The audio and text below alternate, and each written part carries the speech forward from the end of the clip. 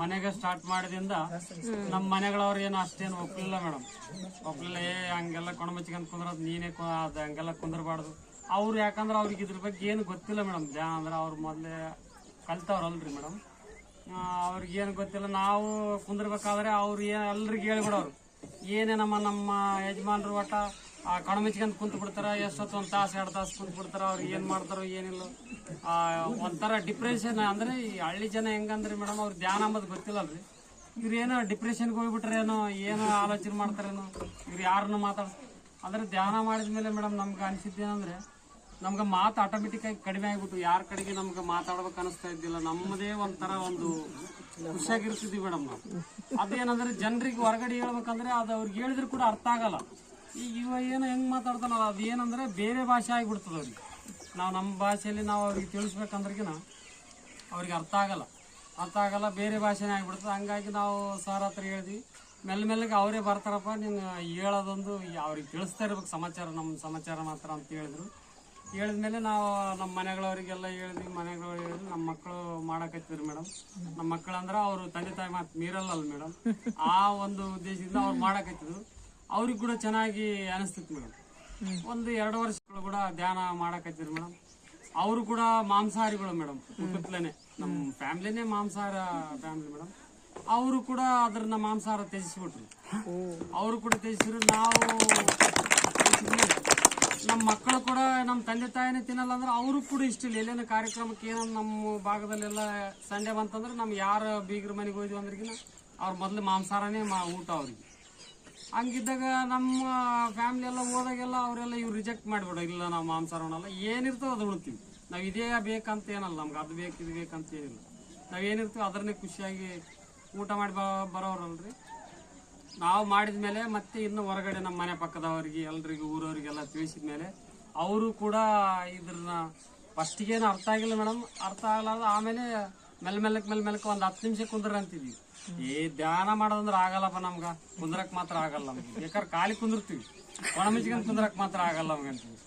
ಅಂದಾಗ ನಾವೇನಂದ್ರೆ 5 ನಿಮಿಷನ ಕುಂದ್ರ, ಸುಮ್ಮನೆ 5 ನಿಮಿಷ ಕುಂದ್ರ ಅಂದಗಳಿಗೆ ಅವಾಗೆಲ್ಲ 5 ನಿಮಿಷ ಹಾಕಿ ಎಲ್ಲರೂ 1 ತಾಸು 1.5 ತಾಸು ಒಳ್ಳೊಳ್ಳೆ ಎಕ್ಸ್ಪೀರಿಯನ್ಸ್ ಆಯ್ತು ಮೇಡಮ್. ನಮ್ಮ ಅನುಭವ ಕೇಳೋದಕ್ಕೆ ಅವ್ರಿಗೂ ಕೇಳಿದ್ರೆ ಇನ್ನೂ ಚೆನ್ನಾಗಿರ್ತದೆ ಮೇಡಮ್. ಏನ್ರಿ ಅಂತೇಳಿ ನಾನು 2 ಮಾತು ಮುಗಿಸ್ತೀನಿ ಮೇಡಮ್.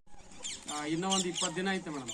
ಅದಾದ್ಮೇಲೆ ಒಂದು ಒಳ್ಳೆ ನಿಮ್ಮ ಎಲ್ಲರನ್ನು ಕರೆಸಿಗಿಸಿ ಒಂದು ಒಳ್ಳೆ ಕಾರ್ಯಕ್ರಮ ಇಟ್ಕೋಬೇಕಂತ ನಮ್ಮ ಮನಸ್ಸಿನಲ್ಲಿ ಎಲ್ಲರನ್ನು ಮಾತಾಡಿದ್ವಿ ಮೇಡಮ್. 3 ಜನ ಎಲ್ಲ ಆ ಕಾರ್ಯಕ್ರಮಕ್ಕೆ ಎಲ್ಲರೂ ತಪ್ಪದೇ ಬರ್ಬೇಕು ಮೇಡಮ್ ಎಲ್ಲರೂ.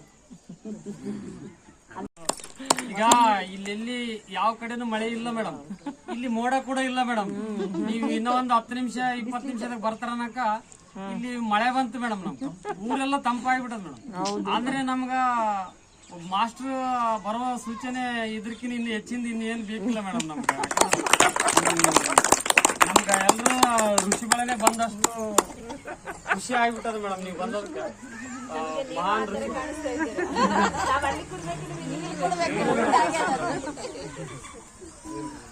ನಮ್ಗೆ 7 ಋಷಿಗಳು ಅಂತಿದ್ರಲ್ರಿ ಮೇಡಮ್, ಅವರೆಲ್ಲರೂ ಬಂದಂಗ ನಮ್ಗೆ ಖುಷಿ ಆಗಿದೆ ಮೇಡಮ್. ಸರ್ ಮೊದಲು ನಾನೇನು ಸರ್ ತಿಮ್ಮೇಶ್ವರ ಯೋಗ 6-7 ವರ್ಷ ಮುಂದೆ ನಾವು ಭಜನೆ ಮಾಡ್ತೇವೆ.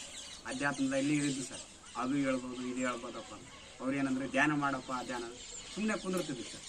ಕುಂತುಗಟ್ಟಿದ್ವಿ ಸರ್. ಹಿಂಗೆ ಒಂದು 6 ತಿಂಗಳು ಮಾಡಿತ್ತು ಸರ್. ಆಮೇಲೆ ಏನೋ ಎಲ್ಲೆಲ್ಲಿ ಹೇಳ್ಕೊಂಡು ಹೋಗಂಗೆ ಕಾಣಿಸ್ತು ಸರ್. ಒಂದು ದಿವಸ ಏನು ಮಾಡಿ ಸರ್, ಮಲ್ಕೊಂಡಿದ್ದೆ ಇವಾಗ ಸಾಯ್ತಿದ್ದೀವಿ ಅಂತ ಬಂತು ಸರ್. ಅಂದ್ರೆ ನಾನು ಎಲ್ಲರಿಗೆ ಹೆಚ್ಚಾದು ನಾನೇ ಸಾಯ್ತೀನಿ, ನಾನು ಬೇಕಾದಂಗೆ ನನಗೆ ಅನಿಸುತ್ತೆ. ನನಗೇನಂದ್ರೆ ನನಗೆ ಯಾವ್ದೇನು ಮಾಡೋದಿಲ್ಲ, ಯಾರು ಏನು ಮಾಡೋದಿಲ್ಲ, ಏನು ಪಾಸ್ ಮಾಡಿ ಯಾವುದನ್ನ ಒಂದು ಆವತ್ತು ಹಚ್ಬೇಕಲ್ಲ ಅಂತ ಒಂದು ಮನುಷ್ಯನಾಗ ಗ್ರೂಪ್ ಆಯ್ತು ಸರ್. ಅಂದು ಒಂದು ಕಡೆ ಹೊಟ್ಟಿದ್ವಿ ಸರ್, ಎತ್ತು ಮನಗಂಡು ಇರ್ಬೋದು ಸರ್. ಇಲ್ಲ ಸರ್ ಇರುತ್ತೆ ಅಲ್ಲಿಂಟು ಇದು ನಾನು ಓಡಾಯ್ತು ದೇವರು ಇಲ್ಲಿ ಹೇಳಿದ್ನಾಗ್ಯದ ಅಂತೇಳಿ ಇನ್ನು ಅವ್ರೇ ಅನುಭವ ಬೇಡ ಸರ್. ಇಲ್ಲಿ ನಾನು ಅಂದ್ಕೊಂಡಿದ್ದೀನಿ. ಎಲ್ಲರಿಗೂ ನನ್ನ ವಂದನೆಗಳು. ನನ್ನ ಹೆಸರು ಅನುರಾಧ. ನಾನು ಇದೇ ಊರಲ್ಲಿರೋದು. ಫಸ್ಟು ನನಗೆ ಜ್ಞಾನ ಎಂಬುದು ಏನಂತ ಗೊತ್ತಿದ್ದಿಲ್ಲ. ನಮ್ಮ ತಂದೆಯವರು ಏನಿಲ್ಲ ಮನೆಗೆ ಬರ್ತಿದ್ರು ಕೊಂಡು ಮುಚ್ಚಿ ಕುಂದಿರ್ತಿದ್ರು. ನಮ್ಗೆ ಅದೇನು ಕಾಮಿಡಿ ಅಂತ ಅನಿಸ್ಬಿಟ್ಟು ನಾವು ನಮ್ಮಪ್ಪ ಅಂದರೆ ಈ ಥರ ಮಾಡ್ತಾನ ನಮ್ಮಪ್ಪನವ್ರು ಹೇಳ್ತಿದ್ರು ಹಿಂಗೆ ಮಾಡಮ್ಮ ಅಂತ. ಎಷ್ಟು ನಮ್ಮಪ್ಪನ ಮಾತು ಮೀರ್ಲಾರ್ದಕ್ಕೆ ನಾನು ಮೀರಿದ ಅವತ್ತಿನ ದಿವಸ. ನಾನು ಒಲ್ಲೆಪ್ಪ ಅಂದರೆ ಮಾಡೋಕ್ಕೆ ಇಂಟ್ರೆಸ್ಟೇ ಆಗ್ತಿರಲಿಲ್ಲ. ಹಂಗೆ ಇನ್ನೂ ಹೇಳ್ತಿದ್ದ ನಮ್ಮಪ್ಪ ಇಷ್ಟು ಹೇಳ್ತಾನಲ್ಲ, ಒಂದು 5 ನಿಮಿಷ ಕುಂತ್ರೆ ಏನಾಗ್ಬೋದು ಅಂತ ಕುಂತು ನೋಡಿ ಅಷ್ಟು ಬ್ಯಾಸ್ರಕ್ಕೆ ನನಗೆ 5 ನಿಮಿಷ ಕುಂತೀನಿ ಅಂದ್ರೆ 1 ತಾಸು ಕುಂತೀನಿ ಆಮೇಲೆ ನಾನು ಬಿಟ್ಟುಬಿಟ್ಟೆ, 1 ವಾರ ಹಂಗೆ ಧ್ಯಾನ ಬಿಟ್ಟುಬಿಟ್ಟೆ. ಅಣ್ಣ ಹಿಂಗ್ಯಾಕೆ ಮಾಡ್ತಾವಬ್ಬು, ಮಾಡು ಪ್ರಯತ್ನ ಮಾಡಬೇಕು ಅಂತ ಏನು ಅವೇರ್ನೆಸ್ ಮೂಡಿದಂಗೆ ಆಯಿತು. ಹಂಗಟನೆ ಆಯಿತು, ಧ್ಯಾನ ಮಾಡಿದೆ. ಏನಿಲ್ಲ ಕಣ್ಣು ಮುಚ್ಚಿ ಅಂತಿದೆ ಕೂಡ್ತಿದ್ದೆ. ನನಗೆ ಅದನ್ನೇನು ನಾನು ಧ್ಯಾನ ಮಾಡೋಕ್ಕೂ ಅರ್ಥನೇ ಇರ್ತಿದ್ದಿಲ್ಲ. ಅದಕ್ಕೆ ಹಂಗಟನೆ ಶ್ವಾಸ ಮೇಲೆ ಧ್ಯಾಸ ಇಟ್ಟು, ಧ್ಯಾನ ಅಂದ್ರೇನೆ ಧ್ಯಾನದ ಅರ್ಥನೇ ಶ್ವಾಸ ಮೇಲೆ ಧ್ಯಾಸ. ಅದನ್ನಿಟ್ಟು ಹಂಗೆ ಮಾಡಿದ್ಗಟನೆ ಆಮೇಲೆ ಈ ಥರ ಧ್ಯಾನ ಫಸ್ಟ್ 5 ನಿಮಿಷ, ಆಮೇಲೆ 10 ನಿಮಿಷ, ಆಮೇಲೆ 20, ಆಮೇಲೆ 1 ತಾಸು ಮಾಡೋಕ್ಕೆ ಈಸಿ ಆಯ್ತು ನನಗೆ. ಆಮೇಲೆ 1 ತಾಸು ಮಾಡಿದೆ. ಅಂದರೆ 1 ತಾಸು ಮೀರಿ ಮಾಡೋಕ್ಕಾಗ್ತಿರ್ಲಿಲ್ಲ.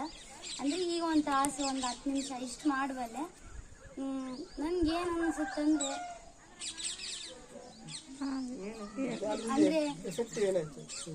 ನಂಗೆ ಫಸ್ಟ್ ಧ್ಯಾನ ಮಾಡ್ಲಾರ ಮುಂಚೆಕಂದ್ರೆ ನನ್ನ ಜೀವನಕ್ಕೆ ಅರ್ಥನೇ ಇರ್ತಿಲ್ಲ. ಸುಮ್ಮನೆ ಏನೋ ಓದ್ಬೇಕಷ್ಟೇ, ಧ್ಯಾನ ಮಾಡ್ಬೇಕಷ್ಟೇ ಹಿಂಗೆ ಇರ್ತಿತ್ತು. ನನ್ನ ಜೀವನಕ್ಕೆ ಏನು ಅರ್ಥನೇ ಇರ್ತಿದ್ದಿಲ್ಲ. ಮತ್ತು ನಾವೆಲ್ಲ ಮಾಂಸಾಹಾರಿಗಳು, ಬರೀ ಮಾಂಸ ತಿಂದು ಬೆಳೆದು ಹಿಂಗೆ ಮಾಡೋದಂತ. ಆಮೇಲೆ ಮಾಂಸ ಬಿಡೋದು ಅಷ್ಟೇನು ಈಸಿ, ಕಷ್ಟ ಅನಿಸ್ಬಿಡ್ತು ನನಗೆ. ಆಮೇಲೆ ಧ್ಯಾನ ಮಾಡ್ತಾ ಅದು ನನಗೆ ಬೇಕಂದ್ರೂ ಅದು ಒಂಥರ ಏಸಿಗೆ ಥರ ಆಗ್ತಾವಂತು. ಆಯ್ತು, ಅದನ್ನು ಧ್ಯಾನ ಚಿಕನ್ ಬಿಟ್ಟುಬಿಟ್ಟೆ, ಮಾಂಸನೆಲ್ಲ ಬಿಟ್ಟುಬಿಟ್ಟೆ. ಆಮೇಲೆ ಈಗ ನನ್ನ ಜೀವನಕ್ಕೆ ಸ್ವಲ್ಪ ಅರ್ಥ ಬಂದ ಅಂತ ಅನ್ಕೊಂಡೆ.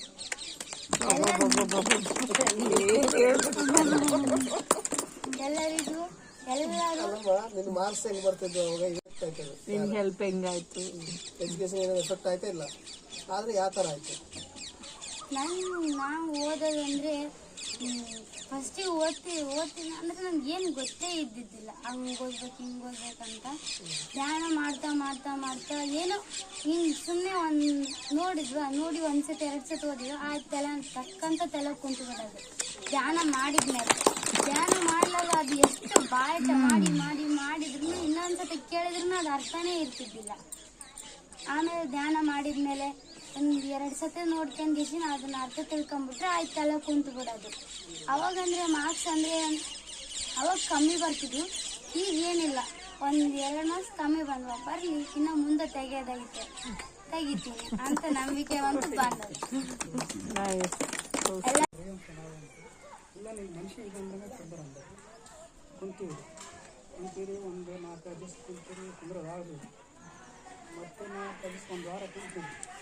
1 ವಾರ ಕುಂತ ಮೇಲೆ ಎಷ್ಟು ಕುಂದ್ರಂಗೆ ಆಗ್ಬಿಡ್ತಾರೆ. ಮತ್ತೆ ಎಷ್ಟು ಕುಂದ್ರಂಗೆ ಆಯ್ತು, ಮೈಯಾಗ ಕಾಲ ಕೈ ಸಡ್ಲ ಕಚ್ಚಿಬಿಟ್ಟು ಬೆಳಗ್ಗೆ ನನಗೆ ಚಲೋ ಅನಿಸ್ತದೆ ಅಂತ ಬೇಸಿ ಕುಂದರಕೈತಿಂದ್ರಿ. ಮೆಲ್ಲಕ್ಕೊಂದು 40 ದಿನ ಕುಂತ ಮೇಲೆ ಮೊದಲು ಟ್ಯಾಂಡ್ ಇಡ್ತಿಂದ್ರಿ, ಟ್ಯಾಂಡ್ ಬಿಟ್ಟಿಲ್ರಿ. ಟ್ಯಾಂಡ್ ಬಿಟ್ಟ ಮೇಲೆ ಮತ್ತೆ ಬಡಿ ತಗೊಂಡು ನಡೆದ್ರು ಮತ್ತೆ ನಡಬರಕ್ಕೆ 1 ಸಲ 1 ತಿಂಗಳು ಬಿಟ್ಟು ಸ್ವಲ್ಪ ಕುಂದ್ರಕ್ಕೆ ಬರೋದು ಬಿಟ್ಟು ಮತ್ತೆ ಮೊದಲು ಹೆಂಗೆ ಯಾವ ಟೈಪಾಗಿ ಅದೇ ಟೈಪ್ ಹಾಕೈತಿ. ನಾನು ಜ್ಞಾನ ಬಿಟ್ಟದಕ್ಕೆ ಹಿಂಗೆ ಆಯ್ತು ಅಂದಗೇಸಿ ಮತ್ತೆ ಮತ್ತೆ ಮಾಡೋಕೈತಿ. ಈಗ ಮಾಡೋಕೈತಿ ಮತ್ತೆ ಈಗ 2 ತಿಂಗಳಾಯ್ತು. ಮತ್ತೆ ಈಗ ನನಗೆ ಸ್ವಲ್ಪ ಟ್ಯಾಂಡ್ ಬಿಟ್ಟು ಓಡಾಡೋಂಗೆ ಮನಸ್ಸು ಆಗ್ತದೆ.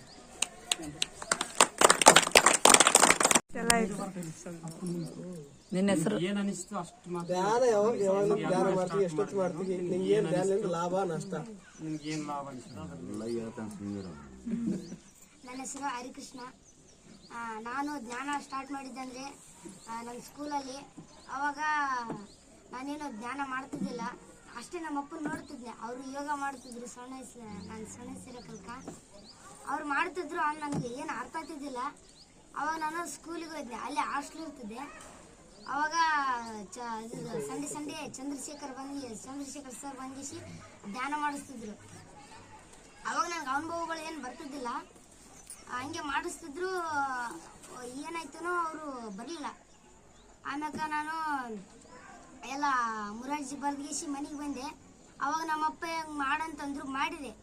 ಒಳ್ಳೊಳ್ಳೆ ಹೆಣ್ಮಕ್ಳು ಕೂಡ ಬಂದು ಮಾಡ್ತಾ ಮಾಡ್ತಾ ನಾನು ಇವಾಗ ನಮ್ಮ ಸ್ಕೂಲಲ್ಲಿ ಇರ್ಬೇಕಂದ್ರೆ ರಿಸಲ್ಟಲ್ಲಿ ನಾ ಭಾಳ ಕಮ್ಮಿ ತೆಗಿತಿದ್ದೆ. ಬಟ್ ಈ ನಮ್ಮ ಮುರಾರ್ಜಿ ಪಾಸ್ ಆಗಿಸಿ ಮುರಾರ್ಜಿ ಶಾಲೆಗೆ ಬಂದಾಗ ರಿಸಲ್ಟ್ ಭಾಳ ಚಂದ ಬಂತು.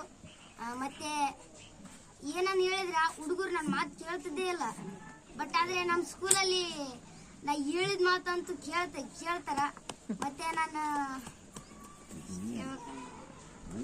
ಪರವಾಗಿಲ್ಲ ಹೇಳು. ಸೆವೆಂತ್. ನಾವು ಧ್ಯಾನ ಮಾಡೋ ಕಾಲಕ್ಕ ನಿಮ್ಮ ಹೆಸರೇನು ತಾತ? ರಾಮಯ್ಯ ರೀ, ಊರು ಮಲ್ಕಂದಿನ್ರಿ. ಹೇಳಿ. ಈಗ ನಾವು ಧ್ಯಾನ ಮಾಡೋ ಕಾಲಕ್ಕೆ ಏನ್ರಿ ಮಾಡ್ತಾ ಇದ್ರಾಗೆ ನಾವು ಮೈಮರ್ತು ಬಿಟ್ಟಿವಲ್ರಿ. ಮೈಮರ್ತಲ್ಲಿ ಏನದಂದ್ರೆ ನಮಗ ಆಂಜನೇಯನ ಗುಡಿಯಲ್ಲಿ 7 ಊರು ಅಲ್ಲಿ ಧ್ಯಾನ ಮಾಡಿದ್ರೆ ನಿಮಗೆ ಭಾಳ ಒಳ್ಳೇದಾಗ್ತದ ಅಂತಂದ್ಗೆಸಿ ಆ ಭಗವಂತ ನಮಗ ವಿಚಾರ ಮಾಡ್ದೇನ್ರಿ. ನಾವು ಈ ತಿಮ್ಮೇಶಾಗಿ ಹೇಳಿದ್ವಿ, ಏನಪ್ಪಾ ಹಿಂಗಾದ ನೋಡು, ನನಗಂತೂ ರಾತ್ರಿ ಹಿಂಗ ಅಂದದ, ಮತ್ತೆ ಹೆಂಗ್ ಮಾಡಮ್ರಿ ಅಂದ್ರೆ ಅದು ಒಂದೊಂದು ಊರಲ್ಲಿ ಒಂದೊಂದು ಶನಿವಾರ ಇಟ್ಕೊಂಡಿವ್ರಿ ನಾವು. ಅದಕ್ಕ ಇಲ್ಲಿ ತಿಮ್ಮೇಶ ಹೋಗಿ ಸಾರ್ನ ಕೇಳಿದ್ರಿ, ಸಾರಿ ಅದನ್ನು ಭಾಳ ಚಲೋದಪ್ಪ, ನೀವು ಮಾಡ್ರಿ ಆದಷ್ಟು ಮಟ್ಟಿಗೆ ಅಂತ ಹೇಳಿದ್ರಿ. ಅದನ್ನ ನೆರವೇರ್ಸ್ಕೊಂಡು ಹೋದಿವ್ರಿ.